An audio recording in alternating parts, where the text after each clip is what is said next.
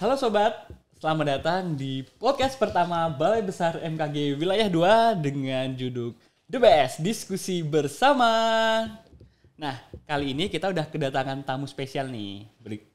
Kali ini kita kedatangan Mas Hanif atau Mas Muhanif Yasin Yusuf. Halo, apa kabar Mas? Alhamdulillah, baik, sehat. Waduh, semangat banget ya. Pagi.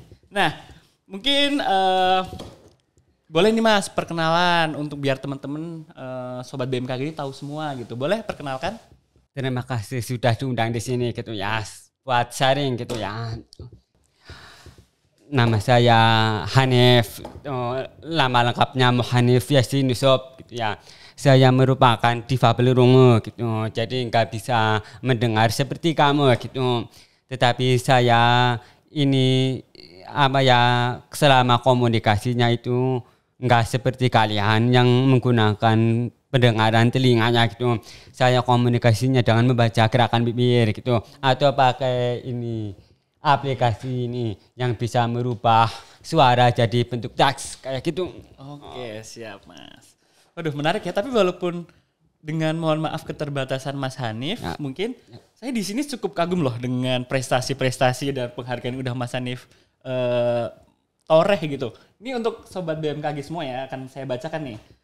Jadi Mas Hanif ini sudah mengenyam pendidikan hingga magister untuk khususnya pada bidang ilmu sastra di Universitas Gadjah Mada pada tahun 2016 hingga 2018. Lebih menariknya lagi sobat, ilmu yang didapat atau dalam program magister itu didukung oleh beasiswa LPDP dari Indonesia ya Mas ya. Nah, sebelumnya nih pada saat S1 juga Mas Hanif memiliki latar belakang pada bidang sastra Indonesia di universitas yang sama, yakni Universitas Gadjah Mada dengan beasiswa bidik misi juga. Jadi waduh, ini berarti Mas Hanif punya semangat banget ya Mas untuk belajar. Semangat Mas. Waduh, ini harus kita contoh nih sobat. Nah, ada yang gak kalah menarik lagi sobat. Jadi Mas Hanif ini pernah baru-baru ini nih ya mendapat LPDP Award tahun 2023 dalam kategori hak asasi manusia dan toleransi.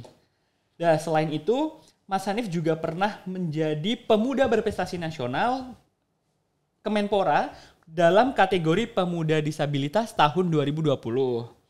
Selain itu, Mas Hanif juga pernah memperoleh Purbalingga Awards pada tahun 2018 dari Bupati Purbalingga. Wah, ini tetangga sebenarnya Mas, saya dulu di Banjarnegara. Oh, Banjarnegara. Jadi kita sama-sama ngapak sebenarnya Mas, tapi jangan pakai bahasa itu ya. Nah, selanjutnya beliau juga menjadi mahasiswa berprestasi UGM tahun 2014. Aduh, jadi sebenarnya ini prestasinya banyak banget ya sobat ya. Nah, terus dengan prestasi yang kayak gini dan kondisi Mas Hanif, sekarang Mas Hanif lagi sibuk ngapain nih sekarang ini? Kalau saya sih sekarang sibuknya kalau di kantor di BMKG itu sedang membantu teman-teman di bidang media gitu. Ya, gitu. Oke. Terus kalau sebelum di BMKG mungkin Mas Hanif sempat bekerja atau di mana sebelum di BMKG ini? Ya, kalau pengalaman sebelumnya sih ya cukup banyak gitu ya. Yang mungkin yang pertama itu jadi asisten penelitian dosen di program Bahasa dan Sastra Indonesia UGM. Jadi kan sejak tahun sekitar setelah saya lulus prodinya itu ganti nama, sebelumnya Sastra Indonesia jadi Bahasa dan Sastra Indonesia kayak gitu. Terus setelah jadi asisten penelitian dosen, saya nyambi kerja itu sebagai analis data dan penelitian di Sentra Advokasi Perempuan, Difabel dan Anak gitu. Jadi misalnya di situ saya bikin policy brief atau kajian kebijakan gitu. Misalnya pemerintah sedang merancang peraturan pemerintah dulu, rancangan peraturan pemerintah kesejahteraan sosial bagi difabel. Jadi draft rancangan peraturan pemerintahnya itu saya kaji gitu. Saya tulis kajian secara akademiknya, terus dikasih ke pemerintah sama DPR untuk dibahas kayak gitu. Setelah saya hampir 10 tahun di Yogyakarta. Itu kan dari S1, S2 sampai kerja. Saya memutuskan pulang ke kampung halaman. Karena saya sebenarnya punya target untuk membangun kampung halaman. Gitu. Itu kenapa saya mengabdi di SMA Ma'arif Karanganyar Purbalingga. Itu kan sekolah alma mater saya. Itu. Jadi itu semua siswanya itu kan non difabel. Saya guru pertama dan satu-satunya yang difabel kayak gitu. Tapi ya alhamdulillah malah bisa ditunjuk jadi wali kelas juga gitu. Meskipun belum lama gitu.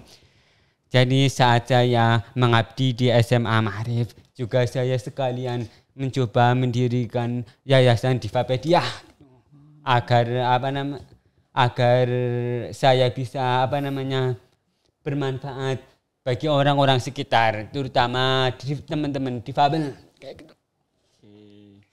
Nah mungkin saya ingin nanya nih Mas, kalau saya tanggap nih sebenarnya kan Mas Hanif punya banyak pengalaman kerja dalam lingkungan yang mungkin environment yang disabilitas ya. Lalu gimana sih rasanya ketika bekerja di BMKG ini? Kan sebenarnya ini mungkin lingkungan baru ya, yang mungkin Mas Hanif juga mungkin di BMKG Wilayah 2 ini mungkin salah satu teman-teman dari disabilitas gitu. Apa sih yang Mas Hanif rasakan?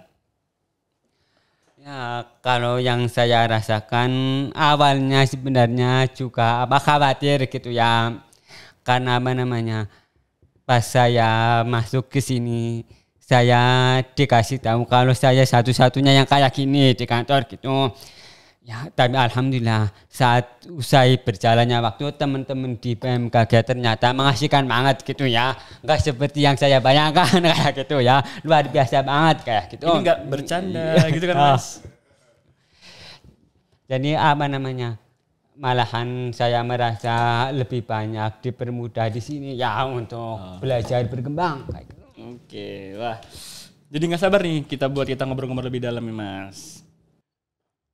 Langsung saya mintanya nih Mas, nah kira-kira difabel rungu ini Mas Hanif dapatkan dari lahir atau memang Mas Hanif mungkin di tengah perjalanan waktu kecil atau apa mengalami fenomena apa kayak gitu? Jadi kira-kira gimana Mas? Jadi saya mengalaminya itu pas telinga kanannya itu, telinga kiri sejak kecil gitu. Sejak lahir. Kalau telinga kanan itu pas usia sekitar 11 tahunan, itu pas sekitar kelas 6 SD. Jadi waktu itu saya ini sebagai ibaratnya seorang bocah gitu ya. Jadi belum paham kalau sebenarnya saya ini tidak normal di kiri, nggak bisa mendengar gitu. Saya baru nyadar pas usia 11 tahun, itu pas telinga kanan itu kena gitu.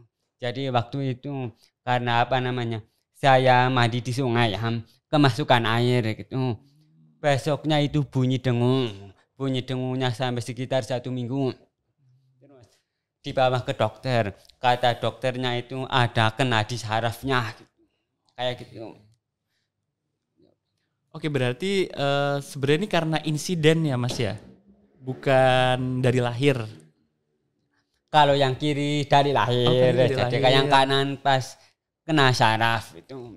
Kata dokternya waktu itu saya diminta buat langsung pakai alat bantu dengar gitu untuk merangsang sarafnya agar bisa bisa sensitif ke suara kayak gitu. Cuma saya dari keluarga ekonomi ke bawah gitu, jadi belum bisa beli alat bantu dengar. Oke. Namun sebelumnya sobat, di sini saya ingin menjelaskan bahwasannya di sini ada alat yang nantinya akan membantu kita untuk lebih mudah melakukan komunikasi, sehingga alat ini mampu mengkonversi suara menjadi teks. Gitu. Oke, saya mau lanjut lagi nih Mas. Jadi ketika Mas Hanif tahu pada saat itu bahwasannya mungkin Mas Hanif ke depan akan kehilangan kesempatan untuk bisa mendengar. Apa yang Mas Hanif rasakan ketika pertama kali merasakan hal itu seperti itu ya? Kalau yang saya rasakan itu semacam down gitu ya. Jadi ibaratnya saya ini nggak punya gambaran ke depan mau ngapain gitu. karena waktu itu saya langsung keluar sekolah gitu. Jadi waktu itu kan kelas 6 SD, saya langsung keluar sekolah karena apa namanya sering dibully itu di sekolah gitu. Kan semua siswanya itu normal, katakanlah normal itu. Saya satu-satunya yang kayak gini. Jadi katakanlah selama 2 tahun saya keluar sekolah itu ibaratnya saya berusaha adaptasi gitu. Ibaratnya sebagai seorang bayi yang lahir lagi gitu, terus belajar buat merangkak, berdiri kemudian berlari, itu butuh proses 2 tahun. Jadi setelah 2 tahun saya masuk lagi ke sekolah gitu. Kayak gitu. Langsung duduk di kelas 6 SD gitu. Jadi apa namanya singkatnya saya memulai apa yang sebelumnya ditinggalkan gitu, tinggal melanjutkan saja gitu. Jadi enggak mulai lagi dari kelas 1. Kayak Oke. Lalu setelah Mas Hanif melanjutkan pendidikan kembali setelah vakum 2 tahun ya Mas ya berarti. Ya. Itu apakah melanjutkan di sekolah yang sama dengan teman-teman yang lainnya atau Mas Hanif sekolah di sekolah khusus?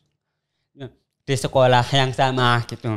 Jadi dulu ceritanya kalau ada sekolah khusus di Purbalingga, tapi itu cuma untuk difabel netra gitu. Kalau yang untuk difabel umum itu adanya di Wonosobo sama Semarang gitu. Tapi aku bersyukur lanjutnya di sekolah yang sama, sekolah umum. Karena apa namanya ibaratnya sebagai seorang difabel yang dibutuhkan itu adalah bagaimana bisa belajar berbaur dengan yang non difabel, dengan masyarakat itu. Kalau dari awal sistem pendidikannya dipisah-pisahkan itu ya, difabel sama non difabel, mereka nggak bisa saling belajar gitu. Itu kuncinya di situ. Jadi apa namanya saya ini beruntung bisa lanjut sekolah di sekolah umum. Karena pendidikan yang sistemnya segresi dipisah-pisahkan itu justru semakin menjauhkan masyarakat dari difabel. Kayak gitu. Makanya dulu pas masuk kembali ke sekolah umum, saya harus apa namanya punya mental apa ya muka tembok gitu ya. Jadi kalau dapat cemokan bullying ada, tapi saya biasa saja gitu. Apa namanya? Karena saya bisa membuktikan diri. Misalnya pas kan saya 2 tahun vakum absen gitu. Dan persiapan dulu kan ada ujian semester gitu ya. Jadi ujian semesternya itu kan persiapannya cuma 3 bulan. Tapi di luar dugaan saya langsung dapat ranking 2 gitu ya. Padahal lainnya kan non difabel gitu. Kayak gitu. Oke. Tapi menariknya nih Mas. Jadi selama waktu 2 tahun itu tuh titik baliknya apa sih yang membuat Mas Hanif itu mau bangkit gitu? Mungkin kalau misalkan saya nih di posisi Mas Hanif mungkin udah kayak ngerasa minder, udah ngerasa gak percaya diri dan gitu. Tapi apa yang membuat Mas Hanif itu udahlah daripada saya seperti ini bangkit aja gitu. Nah itu kira-kira titiknya apa tuh momennya? Saya ini ya alhamdulillah beruntung besar di lingkungan yang pendidikan agamanya itu cukup keras gitu. Jadi misalnya kalau sejak usia 5 tahun saya udah wajib sholat 5 waktu gitu ya. Kalau misalnya waktu bermain saya masih di luar, bapak saya mencari di mana-mana. Kadang-kadang itu bawa ranting gitu, batu tapi buat nakutin jajak kayak gitu ya. Jadi terus bapak ibu selalu mendorong saya gitu. Titik baliknya itu mungkin apa namanya waktu itu ibu saya bilang ujianmu itu ujian dari Allah bukan buat kamu saja tetapi juga bagi kami, bagi orang tua. Akhirnya saya sadar bahwa apa namanya saya ini tidak sendirian. Ada orang-orang di sekitar saya yang apa mendukung, mensupport saya. Jadi misalnya kalau teman-teman lihat itu ya, difabel itu kan banyak disembunyikan. Kalau saya justru sering diajak bapak saya bepergian kemana-mana. Itu secara tidak langsung mengajarkan saya agar tidak minder, percaya diri. Terus juga apa bapak saya bilang, kalau tidak sekolah, kamu bakal menjadi apa? Soalnya dulu saya kan keluar sekolah 2 tahun. Jadi saya dipaksa buat masuk sekolah. Saya belum mau. Sampai bapak saya bilang kalau tidak sekolah ke depan mau jadi apa. Terus setelah saya sekolah sampai sekarang akhirnya saya sadar betapa pentingnya arti pendidikan bagi seorang difabel. Apalagi bagi orang yang seperti saya kayak gini. Makanya sampai sekarang saya ini misalnya lewat Difapedia sedang mendorong partisipasi difabel di pendidikan. Karena sektor pendidikan itu jadi pembuka jalan untuk difabel khususnya dan masyarakat pada umumnya untuk sektor misalnya ekonomi, sosial, politik. Kayak. Nah, selain itu saya juga pingin tanya nih Mas. Sebenarnya kan kadang-kadang nih Mas, bahkan Mas Hanif ini kan sudah struggle ya dengan permasalahan kekurangan Mas Hanif sendiri. Kenapa kok Mas Hanif itu masih punya semangat sih untuk berprestasi gitu? Karena kan dari berprestasi ini pasti nanti muaranya nggak cuma buat Mas Hanif sendiri nih. Kira-kira apa yang membuat Mas Hanif itu ingin maju terus gitu? Emang ada punya motivasi apa sih seperti itu? Jadi saya ini kan punya prinsip hidup gitu ya. Karena sejatinya hidup itu sebuah pertanyaan yang membutuhkan jawaban. Jawaban itu hanya bisa kita dapatkan dengan menjalaninya. Itu saya tulis juga di novel yang saya terbitkan di Grasino gitu ya. Jadi intinya kalau kita ingin menemukan jawaban-jawaban terhadap semuanya itu, kita harus tetap berjalan, melangkah apapun yang terjadi gitu. Ibaratnya kita sebagai pembelajar seumur hidup gitu. Misalnya kalau kita saya dianggap sebagai memiliki kekurangan dibandingkan kamu gitu ya, yang bisa mendengar gitu. Tetapi bagi saya itu semua manusia itu kan pada dasarnya sama saja gitu. Yang membedakan cuma bagaimana cara untuk komunikasi. Saya pakai ini sih ya. Kalau kamu kan dengan pendengaran gitu. Intinya gitu. Karena prinsipnya tadi, hidup sebuah pertanyaan yang membutuhkan jawaban. Jawaban itu hanya bisa kita dapatkan dengan menjalaninya. Kita tidak bisa berpaling dari yang namanya hidup. Anggap saja setiap perjalanan kita adalah takdir dari Allah gitu ya. Kalau kita menolak takdir, sama saja mending kita mati saja gitu. Oh gitu Mas. Oke Mas. Nah selain itu nih Mas, aku yang kepo juga nih Mas. Mas Hanif ini kan udah dapet beasiswa banyak, bahkan dulu dari sejak sarjana dapat bidik misi dan S2 kemarin LPDP, ikut program short course. Dan yang bikin saya penasaran juga bahkan Mas Hanif itu tidak fokus ke diri sendiri ya. Kalau kayak edukasi kan sebenarnya manfaatnya untuk diri sendiri terutama. Nah, Mas Hanif ini masih kepikiran gitu untuk bikin yayasan Difapedia gitu.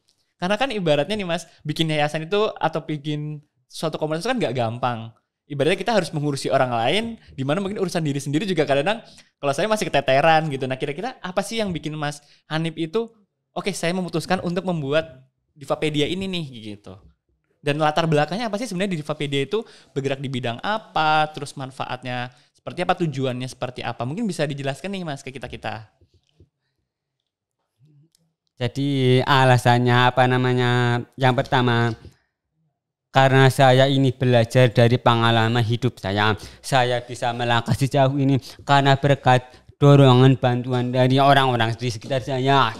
Misalnya saya kan dulu pas pertama masuk UGM belum dapat beasiswa bidik misi. Saya baru dapat beasiswa bidik misi itu pas gelombang kedua. Jadi 3 bulan pertama ini saya nggak dapat beasiswa. Waktu itu saya itu kan numpang di kontrakannya punya orang yang di Yogyakarta, nggak perlu bayar gitu. Sekalipun lumayan jauh, tapi saya pakai sepeda ontel. Saya juga keliling Yogyakarta itu karena saya nggak pernah dikirimin biaya dari rumah gitu ya selama kuliah S1 maupun S2. Jadi saya jadi agen masalah gitu, keliling kalau perlu berkoran pakai sepeda ontel gitu. Akhirnya dibantu senior saya di UGM sama pihak UGM agar dapat beasiswa gitu. Makanya apa yang saya dapat sejauh ini karena berkat bantuan dari orang-orang sekitarku. Itu kenapa yang mendasari saya agar bisa berbuat sesuatu yang bermanfaat bagi orang-orang di sekitarku. Jadi prinsipnya kalau mau berbuat yang manfaat, tidak muluk-muluk harus sesuatu yang besar. Bisa dimulai dari yang ada kaitannya dengan kita. Misalnya saya bikin Divapedia yang fokusnya ke inklusi difabel. Bisa mulai dari situ. Karena saya percaya ketika kita melakukan agenda perubahan dimulai dari hal yang kecil, ya anggap itu sebagai sampel. Nanti sampelnya itu lama-lama itu bisa direplikasi menjadi sesuatu yang besar. Kalau kita percaya bahwa sistem yang kecil itu merupakan pondasi untuk mewujudkan sistem yang lebih besar kayak gitu. Jadi itu kenapa Divapedia itu didirikan agar nantinya difabel sama non difabel itu bisa berbaur jadi satu. Itu kenapa Divapedia itu anggotanya bukan difabel saja, tetapi yang non difabel. Karena saya ingin membangun pondasinya itu inklusif sejak dimulai dari rumah kita. Kalau rumah kita udah inklusif, orang lain bisa percaya bahwa memang rumahnya inklusif, bisa jadi role model gitu. Kayak gitu. Berarti Divapedia ini salah satunya adalah membuat hal-hal yang mungkin para difabel itu kesulitan gitu Mas, bisa agar jadi lebih mudah ya? Atau mungkin Divapedia ini fokusnya adalah membuat teman-teman difabel jadi lebih bisa berbaur dengan masyarakat. Dan itu apakah bergeraknya dalam bidang tertentu aja Mas, atau bidang-bidang lain juga, misalkan hanya di lingkup sehari-hari, ataupun memang Divapedia ini punya fokus untuk bergerak di bidang lain Mas? Jadi salah satu fokus utama Divapedia itu mewujudkan sektor digital yang inklusif gitu. Karena kita percaya masa depan itu adalah di dunia digital. Itu kenapa kemarin kita digandeng Kementerian Kominfo untuk mengadakan workshop literasi digital inklusif di 5 kota gitu ya, yang sudah terlaksana di Yogyakarta, Jakarta, terus besok di Semarang, terus di Surabaya sama Bandung gitu. Kita fokus ke gerakan yang bersifat di sektor digital. Karena sampai sekarang itu difabel itu masih belum banyak jadi semacam target gitu. Jadi difabel itu sekalipun mereka ini sudah punya smartphone gitu, tetapi mereka belum bisa memanfaatkan secara maksimal. Itu kenapa workshopnya nanti kita fokus ke UMKM, pelaku usaha difabel. Terus selain itu kita juga fokus ke pemberdayaan generasi muda. Karena generasi muda itu merupakan generasi masa depan bangsa gitu ya. Dalam 20 sampai 30 tahun ke depan kamu juga bakal jadi pemimpin gitu. Jadi Divapedia mau menyiapkan pondasinya gitu. Makanya kemarin pas Divapedia itu diundang untuk ikut pelatihan terkait advokasi hak difabel misalnya kayak gitu. Kita mengirimkan pengurus yang usianya di bawah 30 tahun kayak gitu. Oke, menarik banget ya Mas. Berarti sebenarnya ini salah satu fokus dari Divapedia adalah meningkatkan literasi teman-teman difabel dalam bidang digital Mas. Ya. Nah ini mau dikaitkan sama BMKG nih Mas. Nah memang karena kan BMKG juga sekarang fokusnya lagi bergerak dalam sektor digital ya, seperti informasi MKG lainnya, di mana juga sekarang informasi-informasi itu rata-rata disebarluaskan melalui media elektronik.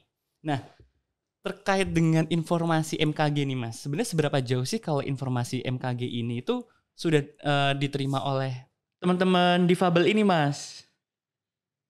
Kalau yang saya perhatikan sih beberapa informasi terkait MKG itu ya belum bisa menjangkau semua difabel gitu.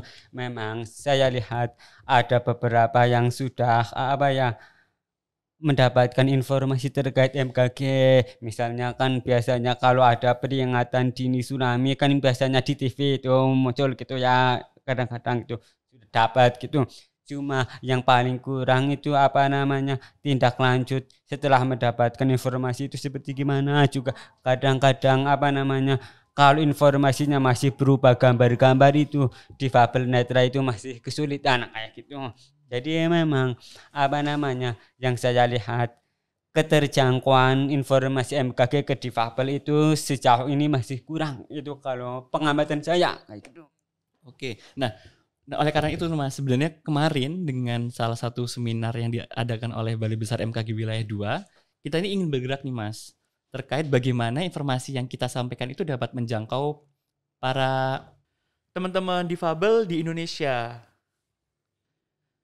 Sebenarnya selain itu Mas, kira-kira kendala apa sih yang dialami oleh disabilitas gitu dalam memahami info MKG yang sudah kita sampaikan gitu? Mungkin kalau misalkan Mas Hanif sebagai salah satu staf di Balai Besar MKG Wilayah 2, mungkin jauh lebih familiar ya dengan informasi MKG. Namun bagaimana nih? Pasti kan Mas Hanif punya lingkungan yang dikelilingi oleh teman-teman difabel dan mungkin mereka pernah komplain atau pernah memberikan saran atau masukan gitu Mas. Kira-kira kendala apa yang selama ini mereka temui gitu dalam mengakses informasi kita? Jadi kendalanya itu bermacam-macam gitu ya, sesuai dengan ragam disabilitasnya sekaligus sesuai dengan derajat disabilitasnya gitu. Misalnya kalau ada difabel yang daksa misalnya ya belum bisa mandiri, yang sepanjang hidupnya itu diurus sama keluarganya, itu mungkin dia sama sekali belum bisa mengakses terkait informasi MKG, harus lewat orang terdekatnya, pendampingnya kayak gitu. Mereka biasanya kayak gitu, nggak bisa mandiri gitu. Terus untuk yang difabel netra gitu ya, misalnya seringkali peta-peta gambar misalnya persebaran cuaca itu kan kalau nggak ada teksnya mereka kesusahan gitu ya, karena berupa gambar-gambar gitu. Terus misalnya lagi kalau ada berupa video yang hanya memuat gambar atau suara orang tapi nggak ada teksnya, itu yang mungkin kesusahan gitu. Memang di YouTube itu udah ada bisa diatur, ada subtitle otomatis ya gitu. Cuma kadang-kadang itu nggak akurat. Yang bahaya itu misalnya kalau informasi MKG itu kan harus hati-hati ya. Kalau misalnya teks otomatis itu melenceng jauh dari apa yang dipahami BMKG, yang mau disampaikan dengan yang dipahami difabel, itu yang bahaya gitu. Misalnya kalau cuacanya di wilayah tertentu itu mungkin ya kategorinya mau sedang, atau misalnya tingkat polusinya sedang atau bahaya, tetapi di subtitlenya itu justru teksnya menyimpang gitu. Itu yang mungkin perlu diperhatikan kayak gitu. Kalau kayak gitu Mas, jadi secara umum harusnya kita melakukan banyak penyesuaian ya Mas, agar informasi ini dapat menjangkau seluruh jenis ataupun kategori disabilitas.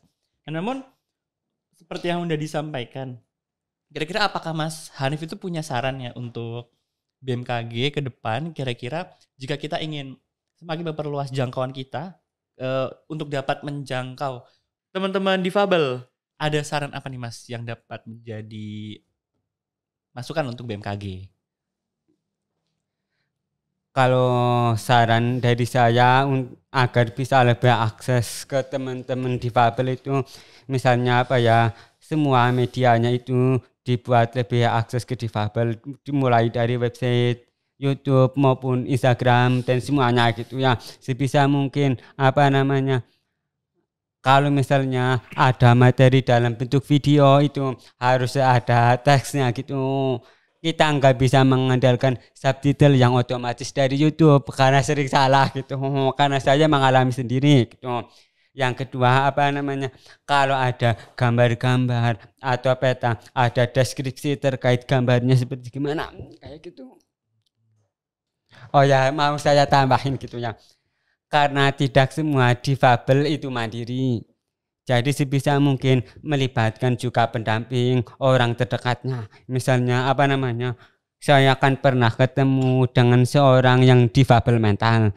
Jadi dia itu hanya mau ngobrol sama orang yang sudah dikenalnya gitu. Kalau orang yang baru itu susah.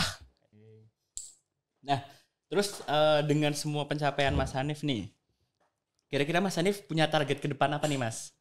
Yang ingin Mas Hanif capai di tahun ini ataupun mungkin di tahun 2024? Mas Hanif punya target apa? Kalau target saya ini sih mungkin dalam jangka pendeknya saya ingin mengembangkan Divapedia itu levelnya menjadi lebih luas, jangkauannya lebih luas gitu. Ya. Yang kedua, saya ingin targetnya saya ingin fokus ke generasi muda, anak-anak muda seperti kamu gitu yang agar mereka bisa disiapkan terjun ke masyarakat yang inklusif. Makanya untuk terjun ke masyarakat inklusif kan perlu bekal gitu. Itu kenapa selama ini peserta pelatihan training difabel mayoritas 30 tahun ke bawah gitu. Pengurus difabel semuanya itu yang muda gitu. Yang paling tua saya sendiri 33 tahun gitu ya. Bahkan ada yang 19 tahun gitu. Tapi pikirannya sudah terbuka itu. Makanya itu saya ingin membuka mindset gitu ya. Agar generasi Indonesia di masa depan itu lebih terbuka ke difabel. Terus kalau target secara pribadi ya saya ingin sekolah S3 lagi gitu ya. Pengen jadi dosen gitu ya, doanya gitu ya. Waduh, mantap banget ya pengen jadi dosen nih Mas. Karena saya juga pengen jadi dosen sebenarnya juga.